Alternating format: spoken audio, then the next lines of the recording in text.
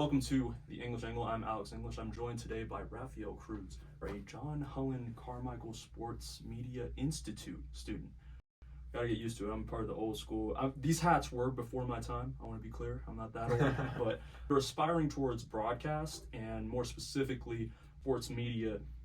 What is your sports origin story, so to speak?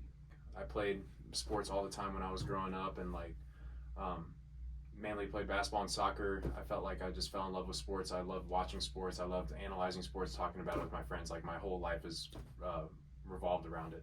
So for a while, I told you I'm a sports management major, and I was pursuing that. I worked in football recruiting for UGA for a little bit. I was a football coach, and I coached 7th grade football for a year, and that was a journey also.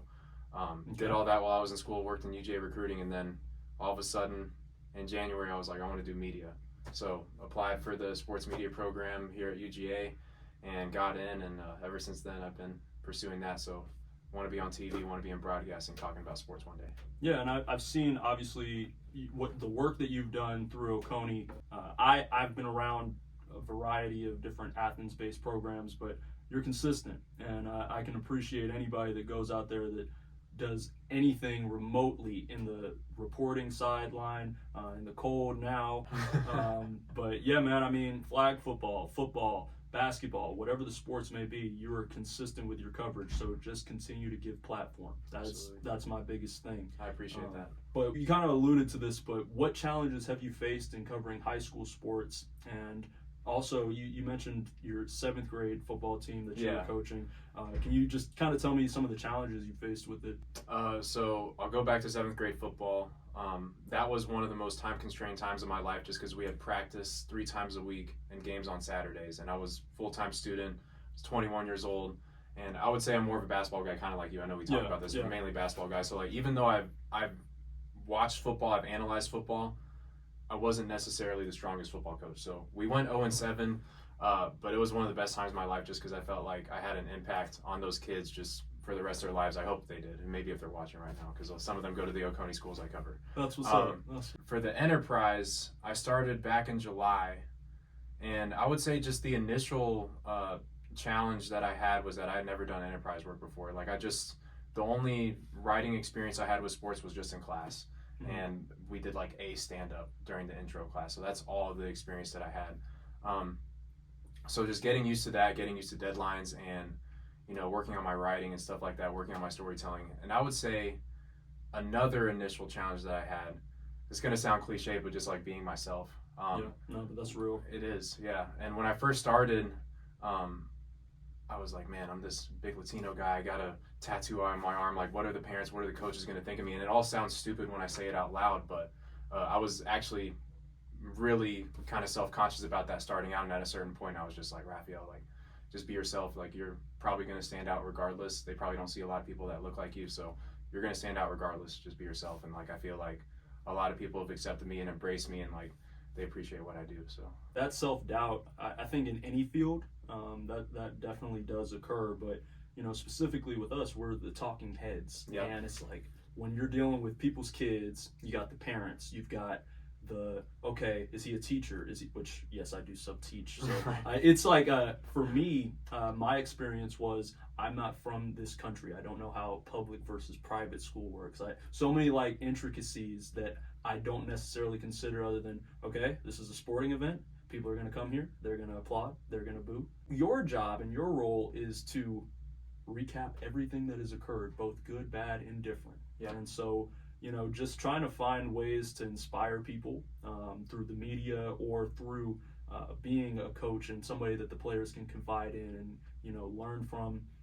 It is a thankless job at times, but, somebody has to do it, and I applaud you.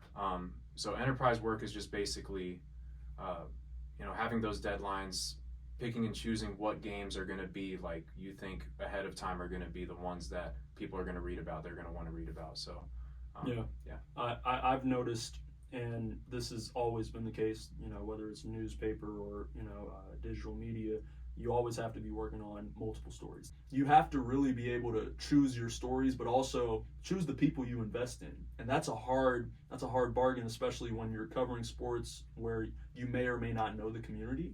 And so what I would ask you is like, what is your day-to-day, I know every day is kind of different, but like, what does your day-to-day look like, and how do you just kind of like prioritize one thing or over another? Kind of like you said, it's kind of hard to balance because I'm covering 5 different schools, so I try and do as much as I can. Like I have an athlete of the week every week. I try and rotate and do, you know, balance each team and each, you know, school.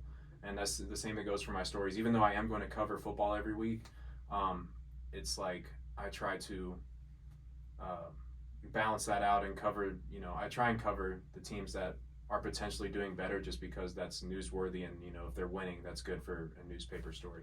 I'll do, for example, Oconee County Volleyball, their coach would always send me the stats and stuff like that. So he was really helpful in giving me information. So because he did that, I ended up covering that team a little bit more than other teams maybe in the area. And they did really well. They went to the state championship game.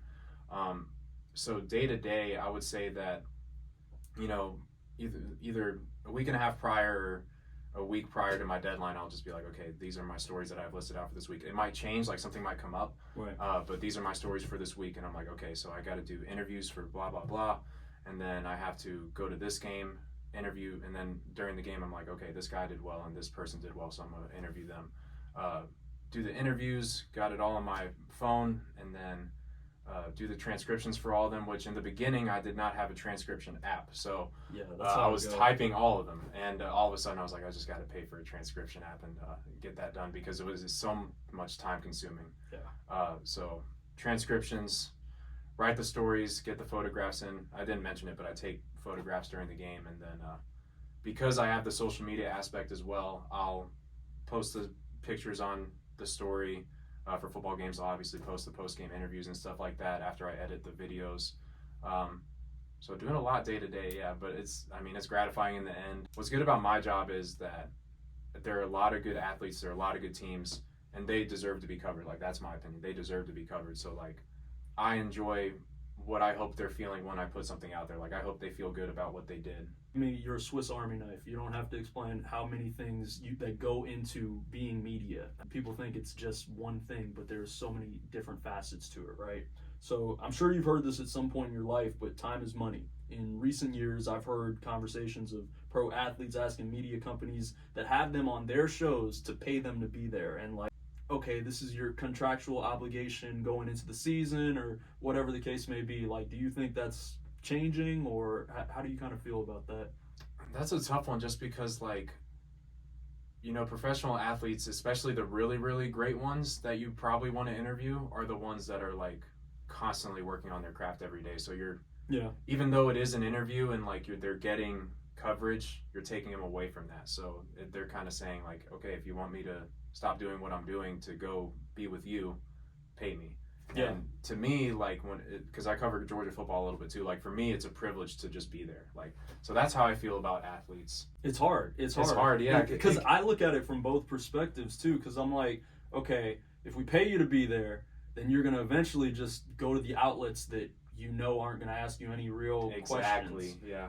And I try to balance that every day, because I'm a big give voice to the voiceless guy. With platform comes privilege is my expression, and just how I look at it being in the venue of sport, because I think about the kid whose parents have saved up all that money just to go to one game, and then, I'm not saying any names, LeBron James, but you know, then you don't show up, then you don't even show up. It's not that you didn't play LeBron, but anyway, I want to get into State Farm Arena. No, but it's crazy. It is what it is. It is what it is. But I think about, like, even for me, my job is to tell a story, and whether that's, you know, they played well or not, I have to give context. And so if I'm not able to have access to you, if I'm not able to, when, you know, worst case scenario, you're sick or you have, you know, whatever, and you're just not feeling it, that's completely within your right. You don't have to tell me that. But if I notice it, I might have to tell somebody about it. And that's the tough thing. You don't want to mess up your relationships, and I try to always tell people, treat sources like people first, sources second.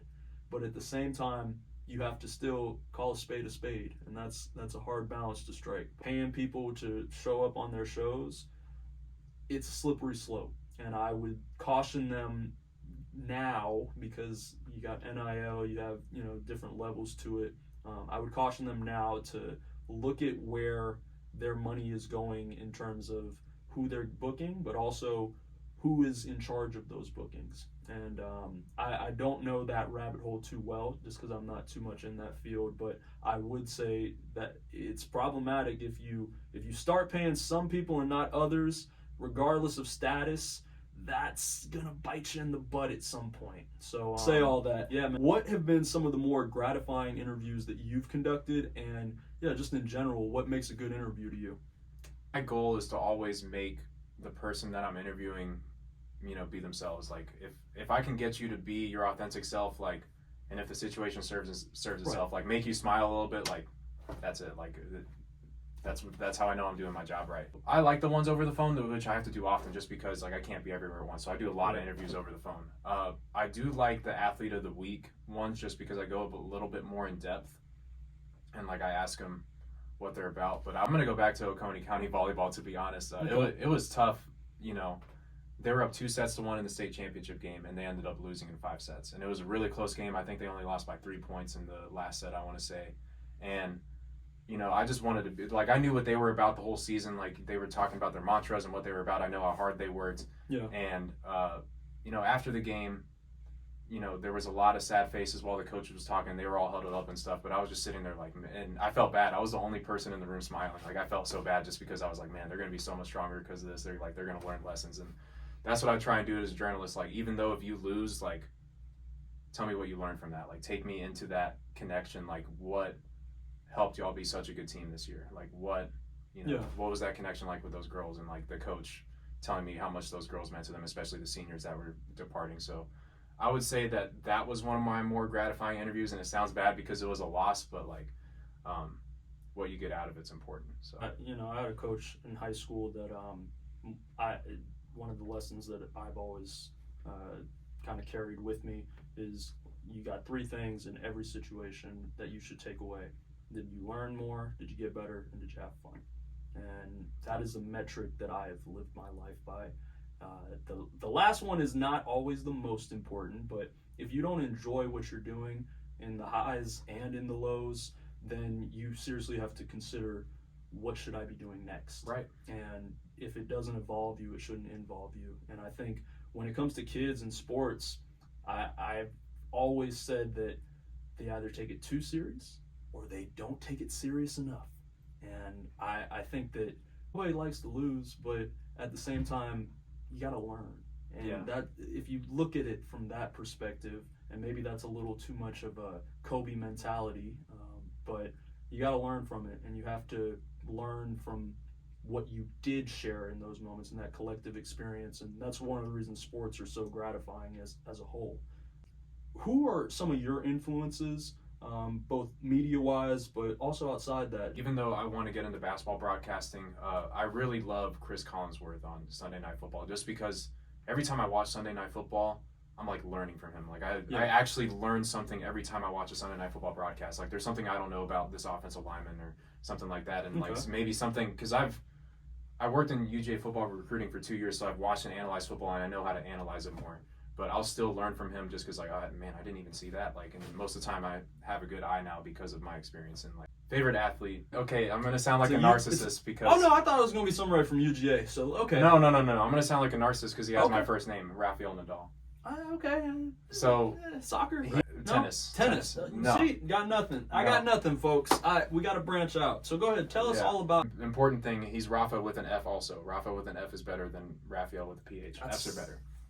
I mean, we'll do a poll. But Rafa, I've even read his book, autobiography. Like, when you watch tennis, like, he's not as talented as Djokovic or Federer or some of the other guys, but, like, what goes into it mentally for him is what sets a difference. Like, outside of tennis, he's, like, a socially awkward guy and, like, doesn't really get out there. Like, you can see in his interviews, he's, like, actually awkward. But when he's on the court, he becomes a whole different animal. And you see him in his routine every time in between points. Like, it's the weirdest thing if you've never seen it. Like, he will get the towel before every serve or before every point. He'll get the towel and put it a certain way on the thing. He'll do this, and then he does the same thing every single point. And he's just a mental beast. Like I said, he's not the most talented, but the reason why he's arguably the greatest tennis player of all time is because his mentality is so strong. Okay. And he plays every single point like it's his last. And that's why he's so good at defense and covering the ball and stuff like that. Outside of sports, my biggest influence is definitely my mom. My mom is, we kind of grew up in a single family home growing up. It was me and my younger brother. So it was my mom raising 3 boys. Like I said, I was involved in sports a lot. She was driving around everywhere to put us in sports and stuff like that. And no matter what I do, I'm a 24-year-old college student. I'm figuring it out, and she still believes in me and loves me no matter what, and knows that. She always tells me that I'm meant for greatness, and that's just a good thing to hear once in a while. Because even in times when I don't believe it, she's always there to remind me who I am, and every time I need someone to talk to, every time I need someone to pick me up, she's always there for me. So my mom is definitely my biggest influence in my life. Good answer. Good answer. I shouldn't say that, but yeah, man. For me, so both of my parents have been in my life. That support that I can't even articulate. Being an only child, I used to always feel like all the attention's on me, and true. Yeah. But at the same time, as I've gotten older and started to have more conversations about where they've been and just in general, they were both in the Army at my age. That they got married when they were 20, and they've been together since. Wow. Got their anniversary coming up. No pressure for me. But what year is it now? Anniversary? 40. Oh wow, no way. Yeah, 40. Hits 40 beginning of next month. So I'm I'm not getting y'all anything. I'm the gift, but I'm that's a nice, My presence is your presence. No, it is. You have no idea. But at the same time, my dad was a sports director, so he had me around the sports all the time. He was in charge of getting the referees, first one there and everything, last one to leave. He would sometimes announce at the games. Very cool. Yeah, and me being around that, and then my mom being a preschool teacher, so my mom would drive me all these other places. I did theater in high school too, so that was a part of my upbringing. I wish I would have did theater. I'm not even kidding. I actually wish I would have done something like that. I don't talk about it as much because they were a little off. But if it taught me anything, it was if you care about something enough, you can be great. Right. Regardless of anybody else's opinion. I played Sebastian in The Little Mermaid. Maybe that's a controversy. I don't know. I had to do an accent. And I love that. Yeah, but the way that it brought a community together, that just showed me, okay, sports it's not the only thing. And I knew I wasn't going to play in college. I knew I was going to move here somewhere in Georgia. I picked UGA because of the journalism department specifically. And I just try to make the most of that every day. And like you were saying earlier, sports to me, since around 2020, 2021, have said sports are the reward of a functioning society. That may or may not be true, but you have to create the world that you want to see and that you want your kids to live in. And for my influences, Muhammad Ali is my favorite athlete of all time. All the subjugation he was under just for, his religion, for his race, for speaking out against what was public opinion. I think sometimes that's glamorized now, and it's overlooked how much he was literally in the ring. Boxing is a totally different sport. You're literally fighting. There's no okay, I'm gonna take a play off. Or, right. You can't.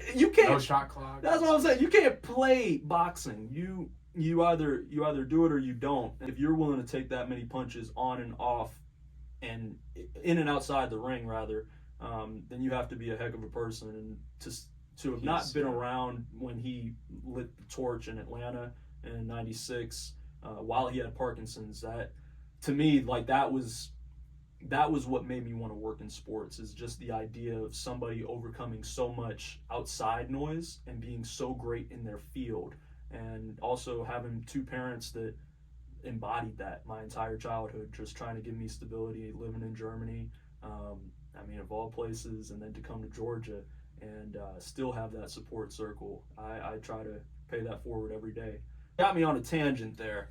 I know you mentioned coaching is another aspiration of yours. Coaching in 7th grade in 2019 was one of the best experiences of my life. Like boosting other people's self-confidence, and you know, a lot of them, it was their first year playing football and all that stuff, and I was teaching them. You know, I felt like they had a good influence on me as much as I had an influence on them. So that I love being a part of a locker room and just being, you know, working towards something bigger than yourself and being a part of something bigger than yourself. Like, that's what I love about sports as well. So when I'm asking questions, I would say with coaches and with players, I'm like, you know, take me into the locker room. For football, if it's a once-a-week game, you know, I'll be, okay, what were you guys telling each other this week? Like, what was the main message this week outside of the X's and O's, like, especially for a playoff game? Right. And I feel like the same thing with other sports, with volleyball and softball that I've covered so far. I'm just like, I'll just ask, you know, what have the messages been with your team this year? Like, I know a lot of the team's mantras and what they tell each other a lot, just because I think that's important, like, you know, what goes into it, because sports, and especially in today's day and age, we're in a results-oriented society, and we talk about winning and losing and stuff like that, but what goes into it and the process, and you know, what you get out of it just because of what you sacrifice, like, that's what's important to me. So I'm like, take me into the locker room. What is that connection like with this person? You know, what has your coach meant to you? And the coaches, I'll just ask them, you know, what have you been telling your kids? What are you guys about? You know, like, let me see what your team is about, not just, okay, you won this game. Yeah. I was a big don't talk about it, be about it type of kid, right? So it was like I did lead a couple of different teams, and I was the yes coach player. So like there was no, like, I could think it was a dumb play. I could, but I wasn't gonna say it. The whole team would be, hey man, I don't think Coach XYZ, I ain't gonna say no names. Not that you would know, but you know, I'm not gonna put anyone under the bus. But it's like, Coach don't know what he's talking about. But he's our captain, and we're either gonna win together or we're gonna lose together. And it was like, you know, I think the kids have to find a reason to believe in themselves. And so for me, I really value my one-on-one relationships in general. But when I'm in that field, it's like, okay, I'm here to see how y'all would normally be. Don't be acting up for the cameras. Don't be, you know, trying to show out. 100% what you just said. And just be you, but don't overdo it. And they always like, you know, I don't always open up to, like, it depends on how often I'm around. It's kind of like how I feel about being a substitute teacher. Like, people can walk all over you if you just show up and say, all right, I'm going to my book, you know? Yeah. And so you have to make sure that people are aware of your presence, but also feel comfortable enough to say, okay, this is how I feel about this, and this is why I feel this way. Or alternatively, this has worked out for us. I don't know why we don't do this more. And that's from a coach's standpoint. And so it's hard, man. Like I don't have an exact answer for that, but I do know that mantras are great, but it's more so, are you going to connect after the season? Are you going to connect outside of this? Like, are you the type of team that says you're going to do a team lunch and then nobody shows up and then you just tell coach, yeah, we good? Or do you actually embody what it means to be a good teammate, or a good coach, or a good whatever? Like, in all your field is just making the most of your time with other people.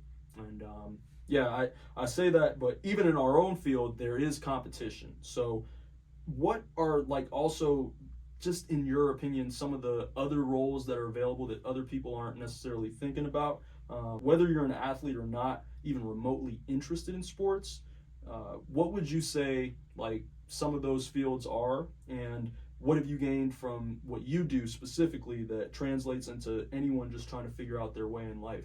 A lot of photographers on sidelines. Like, every football game, a lot of games that I've gone to, there's at least one, maybe two, maybe three photographers. So in terms of sports photography, there is a lot of them. And, you know, you go to a Georgia football game, there's like however many there are. Like, there are a lot. So I would say that if you're trying to get into the broadcasting and writing side, there are a lot of opportunities for writing about sports, especially locally, high school, you know, not just this area, but just and a lot of places in general. Writing and working on your storytelling is helpful. Like, I'm trying to get into broadcasting, but I'm doing a lot of writing right now. Like, that's the main thing that I do. But it helps me with my storytelling, and it helps me kind of gauge the audience a little bit more, know how to engage the audience with my speaking as well. just learning the lingo in each sport and all that stuff. And so I would say sideline reporting is another thing. And I was very scared to do it at first. Like I said, yeah, and it, kind of like I said, I never had any writing experience. I did one stand up in class, so getting into it, it was nerve wracking at first. And if you go back to the very bottom of my Instagram, the first couple videos I did were not that pretty good. I mean, it happens. And that happens, but that's a good thing. You improve, and like I know that I have so much more to improve, like in my broadcasting, in my writing, in my photography, and that's the good thing. Like I'm not maxed out, and I'm not going to max out anytime soon. Like I can continue to get better until I get to where I want to be. So if you're looking to get into broadcasting, whether it's news or sports, or you just want to be on TV one day, you got to work on your voice. Like you got to get in front of a camera and do it, because you can do all the auditioning you want in your room and all the stuff like that, but until you not face the fear, but until you I guess face the anxiety of just being behind a camera and just getting reps in. Like it's all about reps, whether you're an athlete or anything that you do. The most important thing is reps. So for me, it was just getting more and more and more reps. And the last couple of videos I did were really good, but I took notes and I'm like, okay, I can do this better. I can do this. Like I'm still working, and that's the important thing. From my own experience, so I try to do a variety of things. Social media is new to me. It is daunting. I never know how the algorithm works. So that's always fun to figure out different apps, different platforms. Try not to get copyright.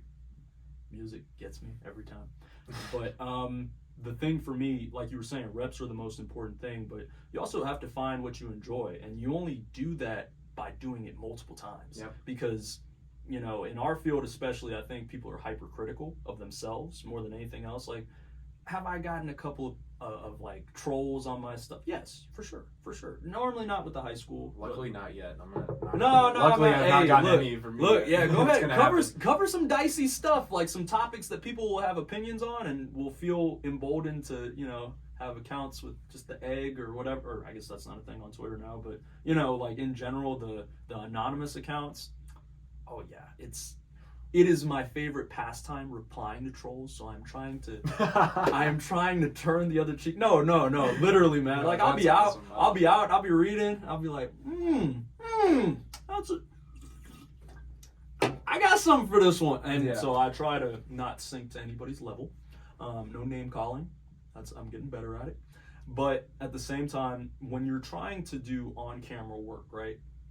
Sometimes you're not going to have a haircut. Sometimes you're not going to have your best voice, or you're going to come on late on a live shot or whatever. Like, things happen outside of your control. Your job is to do the best you can with what you have and just take notes, like you were saying. Like, literally, this is what I did well, this is what I can do better, and this is where I had the most fun today. You can fixate on one mistake your whole life. Yeah. And then that stops you from doing anything else.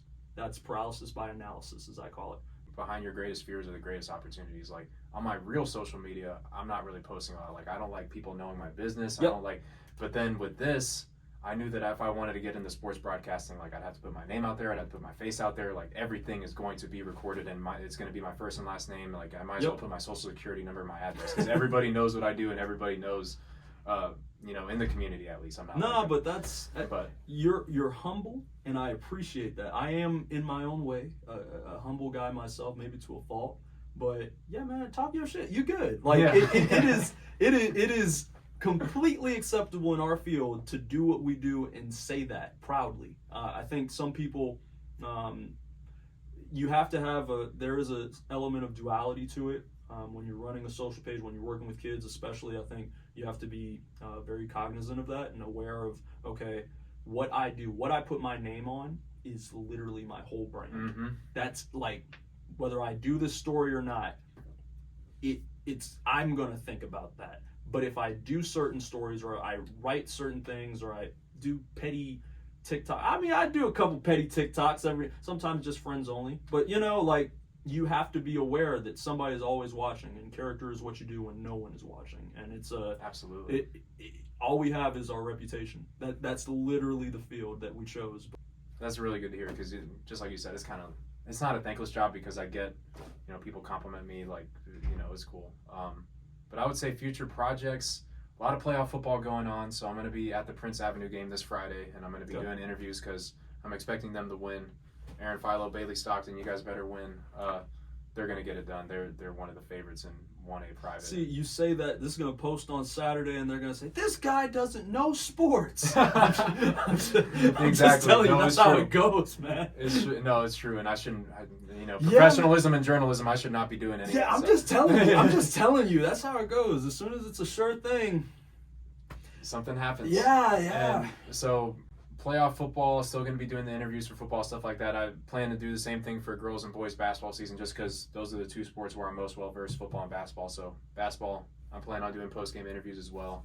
Okay. Another cool thing that I'm doing for the winter newsletter for our newspaper is a story about Kate and Farrah Newberry. Kate Newberry is a player on the Oconee County softball team. Okay. And her mom, Farrah, has been in a recent battle with breast cancer. And that's going to be one of my longer stories. I just interviewed them the other day, both of them, and it's truly inspiring to see, not just, the team draw inspiration from one of the moms of the team, someone that supports them throughout the whole season, but the mom drawing inspiration from her kid, playing softball, and she just saw Kate sign a college scholarship, and just that connection. And so the story will be on the Oconee Enterprise Winter Newsletter. So that's really cool. Look out for that one. Absolutely. And, yeah, man. I mean, you've said it all. I want to thank you again, Rafael Cruz, the Cruise Control Oconee Sports, Oconee Enterprise. Yeah, man. Thank you all for tuning in. I don't have much to say except make good choices. Don't do anything I wouldn't do. It's a gray area, but it's a good, safe area. Happy Thanksgiving.